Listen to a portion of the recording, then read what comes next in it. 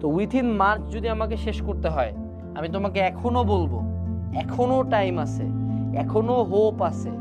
উঠো, দৌড়াও। কোনো নতুন শর্ট টেকনিক বা নতুন কোনো প্রোগ্রাম নাই। উঠো, পড়া শুরু করো। তোমরা যারা 25 ব্যাচ অনলাইনে বর্তমানে সর্বাধিক অ্যাক্টিভ ব্যাচ হইল গিয়া 24 তো অ্যাডমিশনের জন্য নাই, 26 নতুন নতুন ফার্স্ট ইয়ার ফাইনাল দিতেছে নাই, সবচেয়ে অ্যাক্টিভ এখন তোমরাই কিন্তু মানে দৌড়ায় বেড়াইতেছো। কিন্তু সেই হিসাবে কিন্তু তোমার সবচেয়ে টেনশনে থাকার কথা, কারণ নেক্সট বলি তোমারই উঠবে জুন মাসে।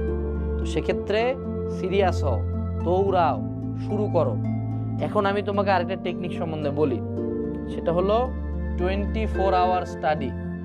একটা এসএসসি স্টুডেন্ট আমাকে জিজ্ঞেস করছে যে ভাইয়া এসএসসি সিলেবাসটা 1 মাসে রিভিশন দিতে চাই সব সাবজেক্ট। তো ওকে আমি বললাম যে ভাই 24 ঘন্টা পড়তে হবে। ওকে বললো ভাই পাগল নাকি, ঘুমাবো না, খাবো না, নামাজ পড়বো না, ফোন চালাবো না? বললাম হ্যাঁ সবই করবা। এটাই হলো 24 আওয়ার স্টাডি রুল।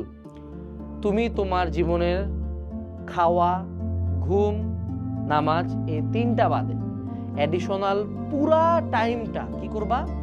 পড়বা। অ্যাডিশনাল পুরা টাইমটা কি করতে হবে? শুধু পড়তে হবে। এইটা হোক তোমার নতুন ইয়ারের রেজলিউশন, যতদিন পর্যন্ত না আমার এইচএসসির প্রত্যেকটা চ্যাপ্টার পড়া না হয়ে যায় শর্ট সিলেবাসের।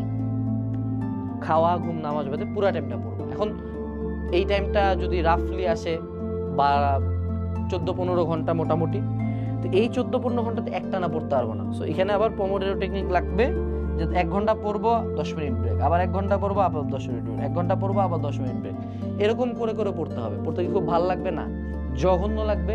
You will feel like shit, you will feel like quitting. But ওই যে সাইকোলজিক্যাল ডিফিট নেওয়া যাবে না। যেমন আমি যখন এই ভিডিওটা বানাচ্ছি, আজকে আমার প্রচন্ড ঘুম পাইছে, প্রচন্ড, হ্যাঁ। আর তারপর আমি ভিডিওটা বানাচ্ছি কেন? কারণ আমি যে শুরু করছি, শুরু করলে একটা ফ্লোতে ভিডিও শেষ হবে। So just start now.